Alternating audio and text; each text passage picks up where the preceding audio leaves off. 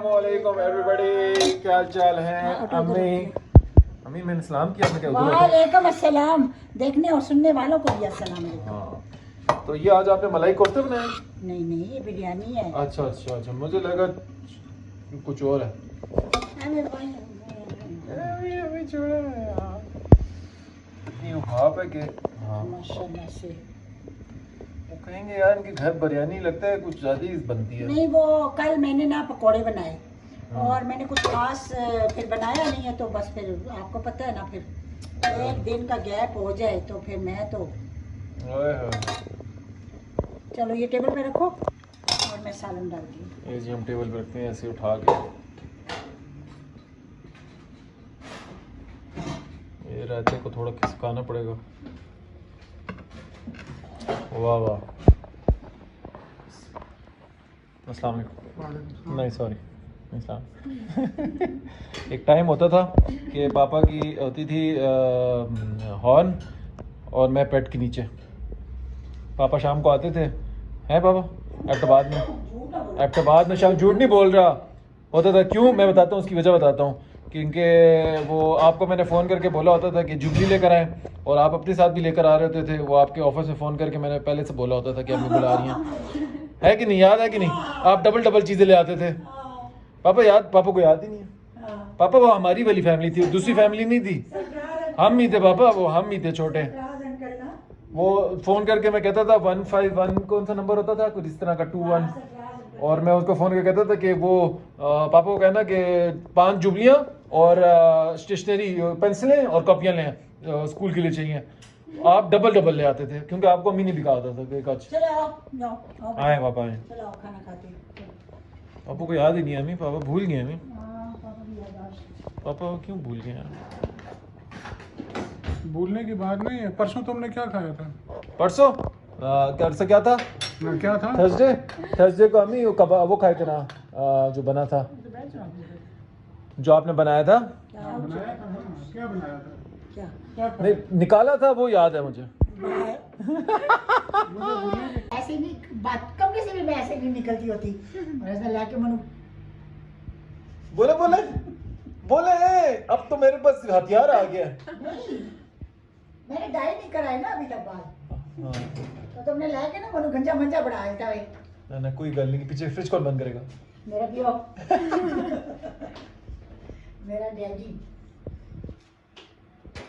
पेट भर के खाना खाया, मजा आ गया पापा आज को। माशाल्लाह अल्हम्दुलिल्लाह। पापा को हाँ, ये तो बात आज बहुत मजा आया बिरयानी का। हाँ। ये देखो जिन्होंने मुझे दी थी ये वाली। अच्छा बताएं। बताओ, देखिए ये जो बुक है ना, ये मुझे इनाम मिला हुआ है, गिफ्ट मिला हुआ है मुझे। ये गिफ्ट क्यों मुझे मिला हुआ है? ये रेडियो पे मैं बहुत ज़्यादा कॉल्स वगैरह करती थी, तो एक प्रोग्राम था जिसमें मैंने रीडिंग करनी थी उर्दू की। तो उर्दू की रीडिंग जो थी तो वो मैं करती रही रोज़ाना। इसी ये जो नावल है ना मोहब्बत के रंग, इसी को मैं पढ़ती थी रोज़ाना के हिसाब से। ये अमार मसूद है राइटर, उनकी बुक है। तो मैं रोज़ाना रीडिंग करती थी, एक पैराग्राफ होता था, मैं भी थी और भी चंद लोग थे। तो उसमें मैं सेकंड आई थी, फर्स्ट मेरे ख्याल में फर्स्ट आई थी या सेकंड, मुझे याद नहीं रहा, लेकिन ये उसमें मुझे मिली थी। ये बहुत अच्छी किताब है, आप लोग भी देखिए पढ़िए। इसमें हर मतलब किस बारे में? छोटी छोटी किस्से कहानियाँ मुख्तलिफ है। About what?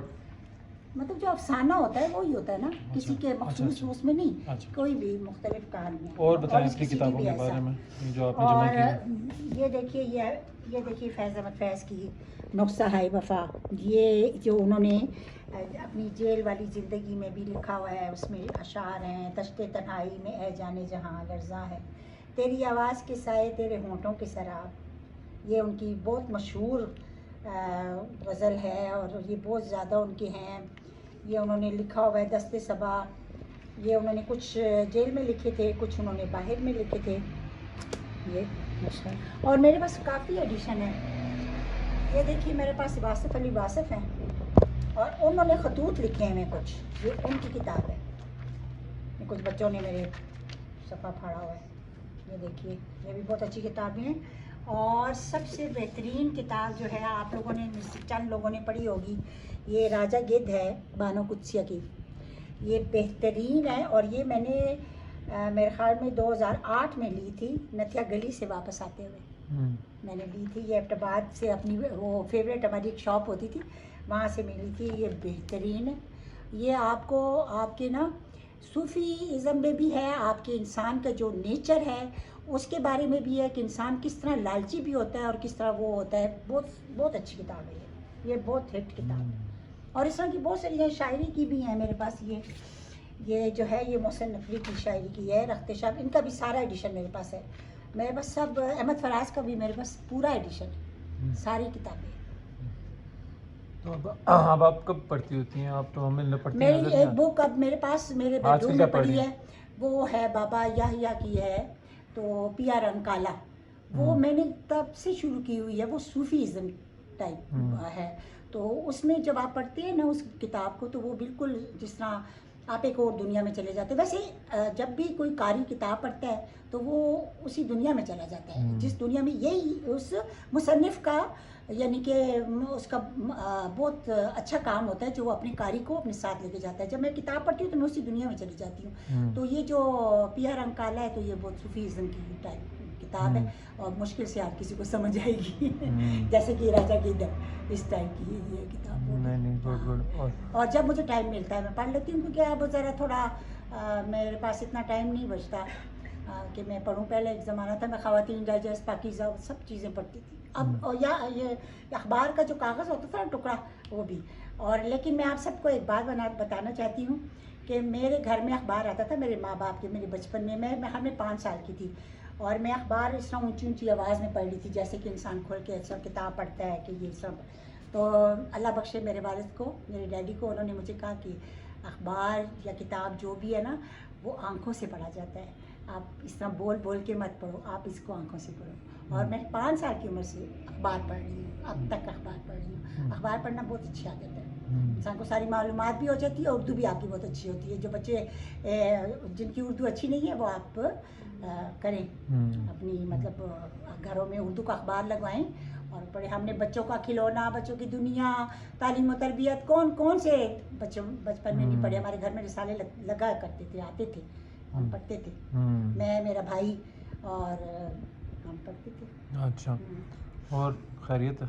बाकी सब ठीक ठाक। तुम ठीक हो? सारे अच्छे हो? मैसेज दें अच्छा सा। आज मैंने बड़ी गंभीर गला कर ली थी ना। कोई मैसेज अच्छा सा दें। अच्छा सा मैसेज, एक दूसरे का एहतराम करें, इज्जत दें एक दूसरे को। सबसे पहले आप इज्जत दें तो फिर दूसरा भी आपको इज्जत देगा। बस हमेशा से मेरी यही बात है ना कि आप प्यार करते हैं, अपने माँ बाप से भी करते हैं, बहन भाइयों से भी करते हैं, लेकिन रिस्पेक्ट करें, बस इज्जत दें एक दूसरे को, अपने दोस्तों को, यहाँ तक कि अपने घर में अपने जो आपके हेल्पर हैं, मैं उनको मुलाजिम नहीं कहती, मैं हेल्पर कहती हूँ, उनको भी इज्जत दें। बस मेरी यही होती है हमेशा से। और एक और बात है, वो कह दूँ? बताएं। ये जो सड़कों पे लोग थूकते हैं ना, खुदा के लिए मत थूका करें, बहुत बुरी आदत है। और मेरा दिल चाहता है ना कि अल्लाह मुझे एक दिन का बना देना बादशाह, तो मैं गर्दन में उड़ा देवा सारियां दी।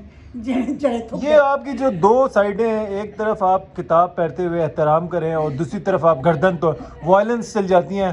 ये मंजलिका कैसे बाहर आ जाती है? गलत काम जो होता है ना उससे बर्दाश्त नहीं होता। हमें थोड़ा सा जरा अपने अंदर, हमें देखें अब तो बस थोड़ा सा नया है ना। अब आपके देखें लोग आ गए, थूका मत करे, थूका आप उन गर्दन तोड़ देंगे, देखो बुरी बात होती है ना। हाँ चले शाउट आउट दें हमारे पेज को।